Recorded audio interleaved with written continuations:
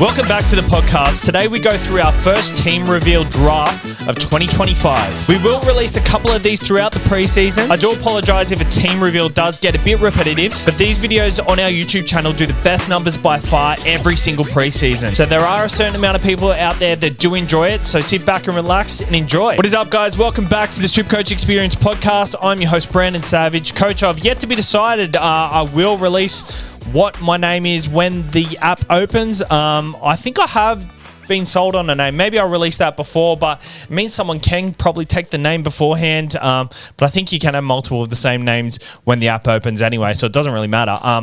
But yeah, maybe I'll release that next podcast when we go into our position analysis. But today is a team reel, my first draft of the preseason. I'm very stoked with the first draft of my side because I feel like compared to years past, I don't feel like I've got heaps of place fillers in there. I do have a lot of place fillers in there, but I'm more certain of more ones others than I have in previous years. But firstly, I just want to say thank you to everyone that tuned in to last week's podcast. Me and Mikey, we deep dived on the team picker and just our first thoughts on what we think strategy-wise we're going to tackle this preseason and strategies on the flex position. So really appreciate you for tuning in there. The numbers were crazy compared to last year. I think we did similar podcast this time last year, and it was at like 700 audio listens and 700 YouTube views in the first week. And now YouTube, we're on 2,200 video watches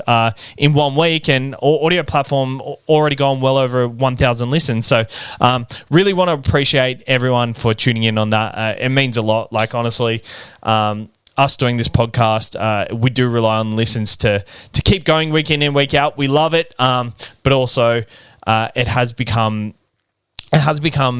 something that we can, put more into for the community. So thank you for listening, and just wanted to shout everyone out for listening. So let's go into the first team reveal of the year.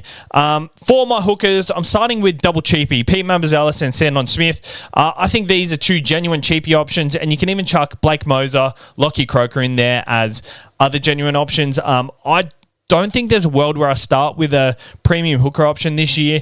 Harry Grant will be the only one I consider. I do like the shouts for Max Plath, but I'm thinking of the world where, Tom Gilbert, Tom Flegler come into the side and maybe he loses the minutes that he did last year. So I am a bit wary of that, but still, I do like him. But Pete Mambazelis, 302,000. Sandon Smith, 237,000. Sandon Smith should start at 5'8", play 80 minutes. So when he's got a good matchup, he's a really nice play. And Pete Mambazelis should at least get 60 minutes. I know Mikey on the podcast last week said he is a bit wary of Wayne Bennett and his hookers, which I 100% agree with him. But Pete Mambazelis has been signed for years, waiting for this opportunity, and I think he's going to take it with both hands.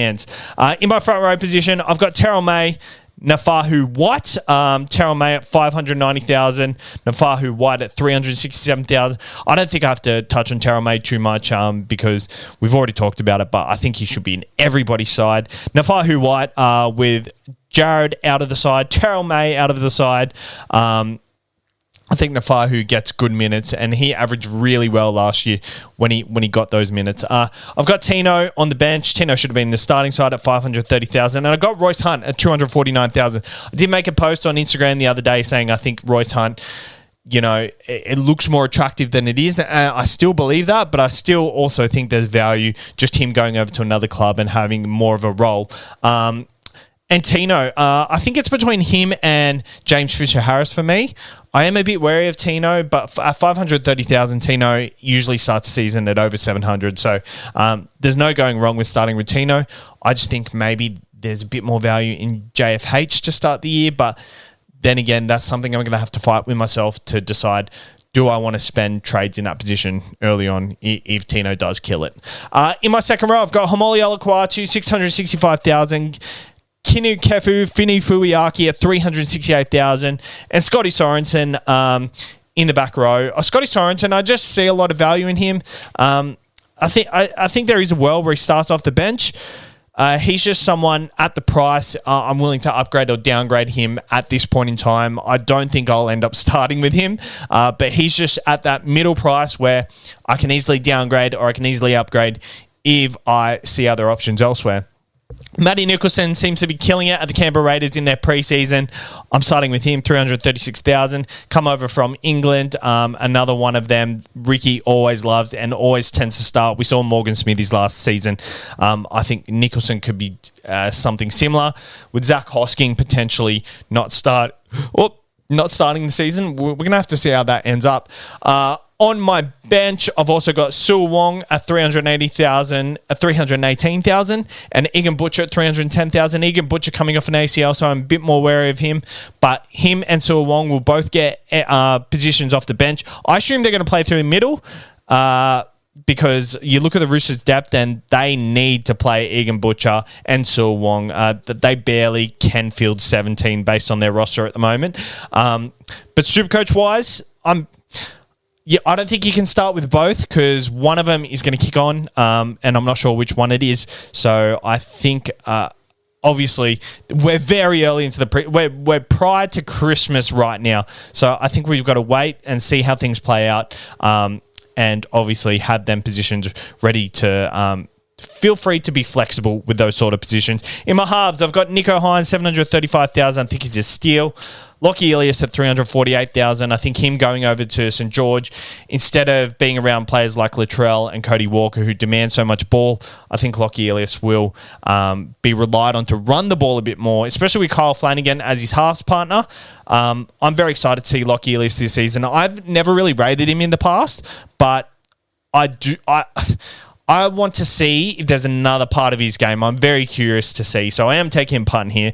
In my halves, I've got Cameron Munster, 609,000, and Luke Metcalf at 443,000. Melbourne do have a bye in the second round. So Cameron Munster is someone, just at the price, based at about a 60. I think he can offer a lot more than that. So that's why I'm starting with him. He does have a disrupted preseason with his hip, and his groin, so I hope maybe we can get a gauge of how fit he is in the preseason. But nonetheless, I think Munster, even if he's not fit, he probably still can average above 55. So yeah, I do like Cameron Munster, and I think Luke Metcalf, he's locked into my side. I don't see a world where I move him on. I think he's a great price.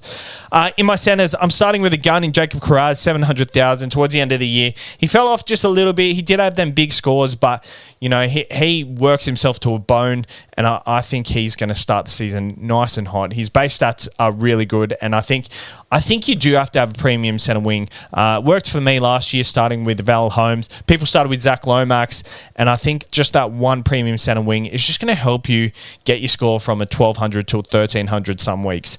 Carter Gordon, I'm starting with 336,000. Tricky because Titans don't play round one, so we don't know whether he's going to start at 5'8", but hopefully we get more of an indication prior to then. Billy Smith, 317,000. I think he's locked in. He'll start round one. I've got Jackson Purdue, Zach Labour, and Semi Valame in my side. Realistically, all three of these could get a position. Would I start with all of them if they all get named? I don't know. I actually don't think the Cowboys are going to do that well. But I think I'll definitely start with someone like Valame at the price. Jackson Purdue at 250,000. I think you'd be mad not to start with him, especially if you've got a starting halfback role. I've got Jack Bird at my centre wing, 379,000. Rumours here is he's going to start in the lock position, and I think that's really friendly for Supercoach. I really like him at the lock. And I hope he does kick on. Hopefully he gets 60 minutes plus. He's that type of player that is very Supercoach friendly. And, 3 Tigers in my side at the moment with Jack Bird, Terrell May and Royce Hunt. You're playing risky times, aren't you? My fullback, Latrell Mitchell at 866,000. I think just Wayne coming in and looking how fit he is, there's no way I can't start with him. I don't care about what his draw is. Latrell stands up against anyone, and he's a goal kicker, and he's like a front rower, an edge back rower, close to the line, that can ball play. So I really like Latrell, and Latrell's always done well for me. Iongi is my bench player for my fullback at 232,000. I like the look of Iongi. I think he's got good promise. I think he's got a good career ahead of him, and I like the look of the Eels this year. And I think if he can just be the icing on that back line here and there, I think he will make enough money. My flex position, Tommy Trbojevic, 875,000. I love the flex, how I can VC and see Latrell and Tommy. I think that's perfect, and I'm really excited to see how this works out, whether it's actually going to be like such a big advantage or not. I think the biggest advantage will be to,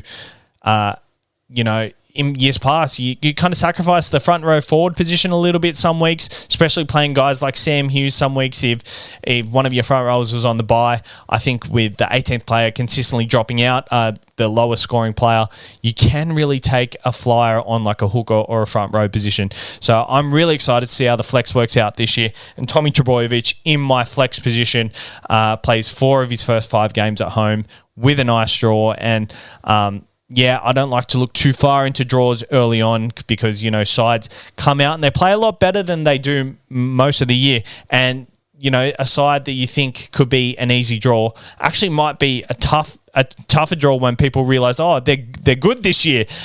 So I don't want to look too far into the draw, but I think 4 out of 5 games at home, we know what Tommy's like at home. So I love Tommy. I also love Ponga as well. I'm just a bit more worried about the Knights. I think Manly can do better. But yeah, that is my first team reveal of the year. I appreciate you guys for tuning in. And just thought I'd punch out a nice little team reveal before Christmas. And then we get back into our hooker analysis next week on our YouTube and audio platforms. And before we go, we have been pumping out articles very frequently on our Patreon. So head over to our Patreon in the link in the bio. There's a lot SuperCoach-wise there for it. It is $11 a month. If you do want to pay less, you can pledge to pay less. You can still see everything. We just appreciate the support regardless. And if $11 a month is not for you, well then, pay $2, pay $1 if you really want to. I don't mind. I want people to see the content. The content should be free. But we are working towards getting some new equipment for our new studio at Drink West. We are still recording at DM Podcast Studio, which they still love us. They still want us in their studio, but Drink West is nice and close to home. We will fix the audio from the last episode because the audio, there was a lot of fans on, and we had to record when the venue was open. Usually we're going to record when the venue isn't open. So I guess it's an update on the podcast. That's the first team reveal, done and dusted for the year. Have a Merry Christmas, guys, and enjoy your super coaching. Don't think too hard about it over the Christmas break. Let's get back into it in the new year. Cheers, guys.